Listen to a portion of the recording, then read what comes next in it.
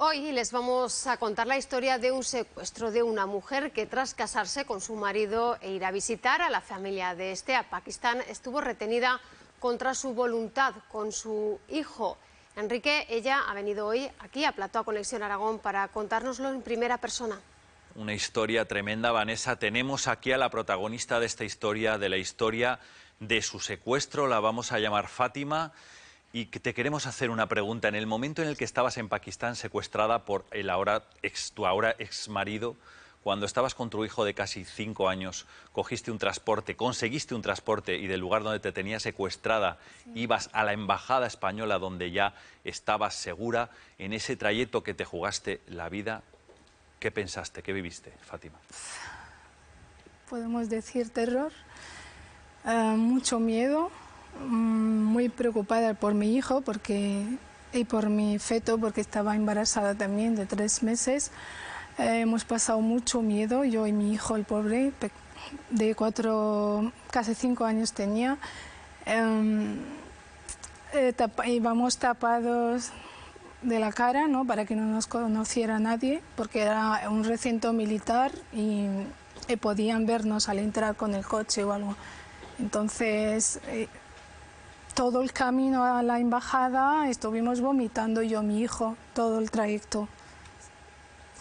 Estamos escuchando el testimonio de una joven afincada en Zaragoza que se casó en el año 2013 con la persona que la secuestró y, según ella, pues, le habría incluso llegado a matar si llega a frustrar su huida de Pakistán, donde estuvo retenida. Enseguida seguimos hablando con ella. Enrique, escuchamos ese primer testimonio, vamos a ampliar esa entrevista. Es una historia, Vanessa, de película, que además en el momento en el que sucedió hace pocos años, pues tuvo mucha repercusión mediática y la historia fue muy conocida y reconocida. De hecho, una de las personas que ayudó a Fátima, hoy la vamos a llamar así, a escapar de las garras de su actual ex marido, recibió un premio del Ayuntamiento, el premio Meninas, en la lucha contra el maltrato. Está con nosotros Marina Ons, que es la abogada de, insisto, vamos a llamar Fátima, para preservar su intimidad, así como ocultar su rostro, a pesar de que comentábamos antes, Marina, que ella como víctima decía: ¿por qué yo, que soy la víctima, tengo que salir oculta? Y los agresores no sienten esa vergüenza, ¿no? Al final, esto es así por seguridad. Y te preguntamos, Marina, ¿cómo conociste a tu cliente? ¿Cómo conociste esta historia? Muy buenas tardes.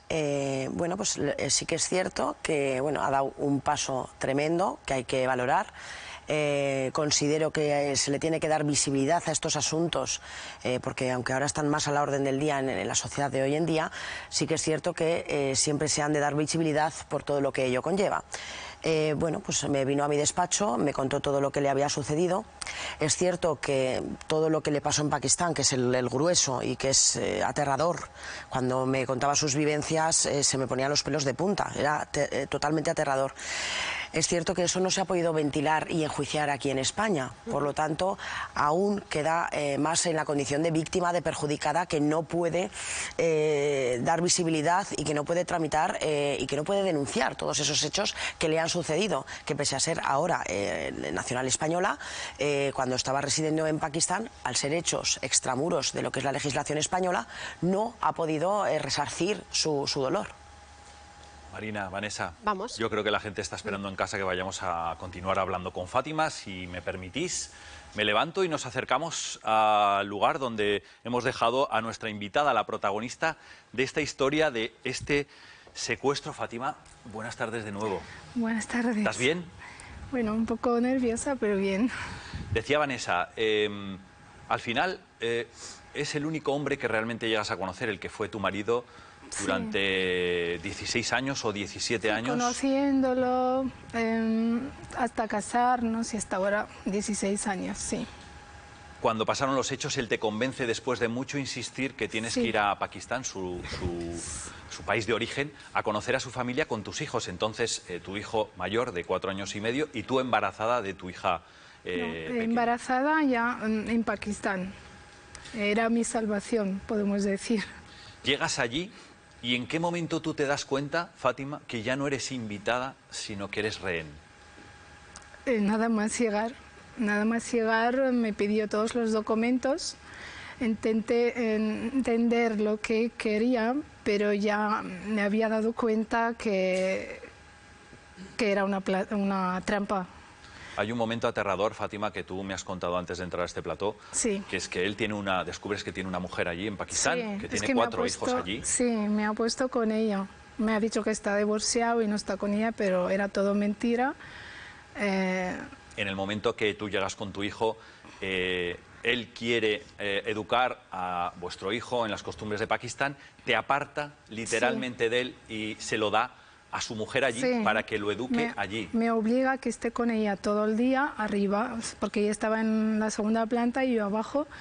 Tenía que estar con ella todo el día y yo no podía meter en la educación de mi hijo. E incluso cuando le pegaban y eso, se me meto A yo. tu hijo le pegaban. Sí, él lo tenía normal y me ha dicho normal, que son sus hermanos, le pueden pegar. De hecho, mi hijo tiene una cicatriz aquí hasta ahora. Y he hablado un día con ellos que por favor no le pegáis. Me ha dado una paliza que no puedes imaginar. Y me ha dicho que no puedes meter, aunque le rompan los dientes así. Le pegan a tu hijo, Sí. te pega a ti, Sí. estás un tiempo en cautiverio, Sí. consigues de alguna manera contactar con varias personas, entre ellas una amiga tuya y su marido que vive en Pakistán, Sí. y ellos son los que te ayudan a huir. ¿Cómo consigues un transporte para ir desde la casa donde te tiene secuestrada Sí. tu expareja actual a la embajada española? Es que para empezar en Pakistán no existe una cosa, se llama taxi. Entonces, mi amiga, de hecho se llama Mariam Fertaje, le mando muchos saludos desde aquí, a ella y a su marido, porque salvaron mi vida. Me mandaron un Uber, un coche Uber, no una aplicación, hasta el recinto militar donde estaba yo encerrada. Eso ya era la última cosa que podía hacer para salvar la vida de mis hijos. ¿Cuánto dura el viaje, Fátima, desde allí hasta la embajada? La verdad, para mí ha durado una vida, porque todo el camino tenía muchísimo miedo que me encontrara, porque si me hubiera encontrado no estaría aquí. Esto te lo aseguro, porque me iba a matar. Tú llegas a la embajada española y les dices a los españoles que están allí en la embajada, yo no voy a estar aquí si no está mi hijo conmigo. Sí, porque mi hijo tenía nacional española aquel tiempo, yo ahora ya la tengo, pero me faltaba hacer la jura, pero como me ha quitado todos los documentos, no podía hacer la jura ni podía volver a España. Entonces él era nacional española y yo marroquí, entonces tenía que ser una intervención de las dos embajadas países para sacarnos un salvoconducto, porque hemos vuelto con salvoconducto, una cosa que niega que me ha quitado todos los papeles, pero es mentira porque la manera con que he vuelto a España era tragedia, era con salvoconductos. Te pegó, te quitó el móvil, te quitó todo comunicación me pegó, con el exterior. He escapado al tejado con mi hijo porque mi hijo intentó defenderme y le dio una paliza al pobre, entonces yo le dije, toma lo que quieres, coge el niño, sube descalza hasta la tercera planta. Y ahí intenté hablar con la embajada, intentaron calmarme, coger información, pero me ha encontrado. Estos son retazos de una historia tremenda, Fátima, que Sí. acaba parcialmente porque ahora te vamos a hacer una última pregunta y quiero que seas tan sincera como lo has sido hasta ahora. Con ese viaje a España, ya a salvo, entre comillas, eso era lo que te quería preguntar. Estás con tus hijos aquí en España. Él creo que ha vuelto de Pakistán, Sí. porque como decía Marina en la mesa, aquí no se le puede juzgar por un Sí, asunto de porque secuestro él- que sucedió allí. ¿Tienes miedo? Sí, la verdad tengo miedo. Sobre todo, yo antes no... Es que no sabía, él sabía todo lo que hacía, él tenía todo planeado, sabía que si me mataba ahí, aquí no le iban a juzgar, no le iban a hacer nada.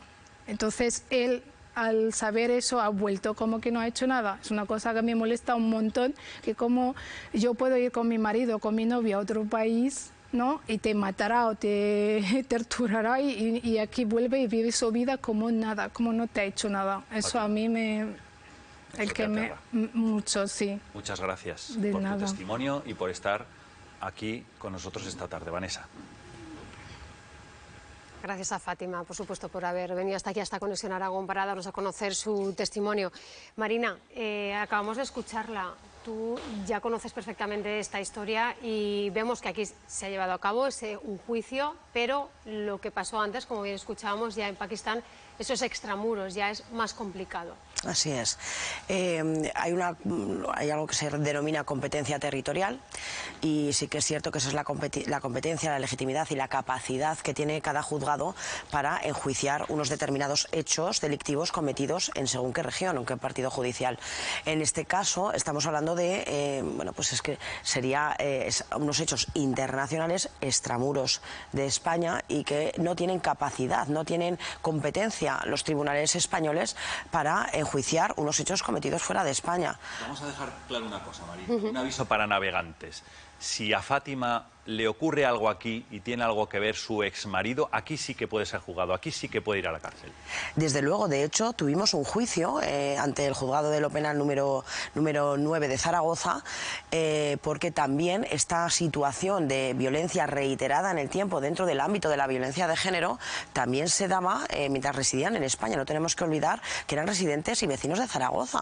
Él era de nacionalidad pakistaní, ella de nacionalidad marroquí, pero eran convivientes y residentes en Zaragoza. Entonces, antes de ese viaje a Pakistán, cuando se destapó absolutamente todo con esos hechos tan atroces y tan terribles de escuchar, efectivamente también venía viviendo una situación de violencia de género reiterada en el tiempo y por lo tanto pudimos hacer un juicio aquí en Zaragoza, en los juzgados de penal de Zaragoza, por unos hechos cometidos en Zaragoza y de los que se acusó de 3 delitos. Uno del delito de violencia de género, de violencia habitual en el ámbito de la violencia de género, uno por un delito de lesiones dentro del ámbito de la violencia de género y también por un delito de amenazas dentro del ámbito de la violencia de género. Y a pesar de eso, como son las cosas, Fátima decide ir a Pakistán por hacer un favor a su marido para conocer a su familia. Hemos preguntado a la Policía Nacional también qué se hace en estas situaciones, cómo se debe actuar tanto siendo víctima del secuestro como los familiares, amigos de esa víctima. Escuchen. No va a resultar sencillo, pero lo primero que deberíamos de hacer es no perder la calma, ¿vale? Vamos a tener una oportunidad de dar a conocer esa situación de peligro. Evidentemente, si tuviéramos la opción de utilizar un teléfono móvil, pues sería perfecta, ideal, porque el mensaje es directo y podemos avisar de lo que nos está pasando, pero si no, deberíamos de utilizar cualquiera que esté a nuestro alcance. Pero la Policía Nacional, incluso la Policía Nacional, es consciente de que la situación que vivía Fátima en su día a día o cualquier otra persona que ha sufrido un secuestro no es nada fácil. Por eso nos explica lo siguiente. El lenguaje no verbal es muy importante, entonces en el caso de interactuar con otras personas, pues mostrarles a través de nuestra cara que tenemos un problema. Luego ellos pues tienen que verlo, pero de momento nosotros hacer lo que esté en nuestras manos y mostrar que tenemos un problema. El mensaje corto y conciso, mucho más fácil y más rápido de llegar a la otra parte, pero hay que recordar que si estamos fuera de nuestro país no vale un teléfono de emergencias como valdría el de aquí, porque no nos lo va a coger nadie. Entonces es mejor contactar con alguien que sí que tengamos nosotros conocimiento de que nos va a coger el teléfono porque puede ser la única oportunidad. Marina, ¿querías añadir? Nada, simplemente es algo como información genérica para quien esté viviendo una situación de violencia de género, el decir que tal y como sucedió en el caso de Fátima, en los hechos ocurridos en Zaragoza, se dio un subtipo agravado que es cuando es en presencia de los hijos menores o en el domicilio común o de la víctima. Esto lo tiene que saber la sociedad, que se puede agravar cuando sucede en estos términos. Está claro que... ya lo has contado, Marina, si esto pasa en otro país, Fátima solo ha podido expresarse aquí en Conexión Aragón, le hemos invitado para que lo cuente, porque legalmente ahora mismo no hay mucho que hacer. Así es, desde luego lo que sucede fuera, pues bastante visibilidad estamos dando y es de valorar. Marina, ahora nos decía Fátima antes de entrar al programa que poco a poco va intentando retomar esa normalidad con su hijo, con su hija Inés, de tan solo un añito, que ya se va independizando y ahora está en búsqueda de un trabajo. ¿Es así? Sí, también es cierto que mientras duró todo este procedimiento, le tuvieron que dar una casa de acogida en Huesca, en otra ciudad que no era la nuestra, la de Zaragoza, precisamente por toda esa seguridad que tenían que hacer frente a ella. Y ahora sí que es cierto que, bueno, pues es que tiene que hacer su vida normal, tiene que empezar a hacer su vida normal y a escapar de todo esto. Pero sí que puede tener una protección. Sí, desde luego, y la sigue teniendo, pero no tiene que dejar de hacer su vida, ¿no? Bueno, pues hasta aquí llega esta mesa. Gracias, Marina, por venir hasta aquí. A vosotros. Contaros por la labor que realiza, sobre todo también. Gracias a Fátima, como nos decía Enrique, por venir a esta Conexión Aragón, por darnos y contarnos ese testimonio. Insistimos, ahora mismo está en búsqueda activa de trabajo. Bueno, aquí queda a disposición el correo de este programa. Gracias, Enrique. A ti te veo en tan solo unos segundos. A ti, Vanessa, hasta ahora.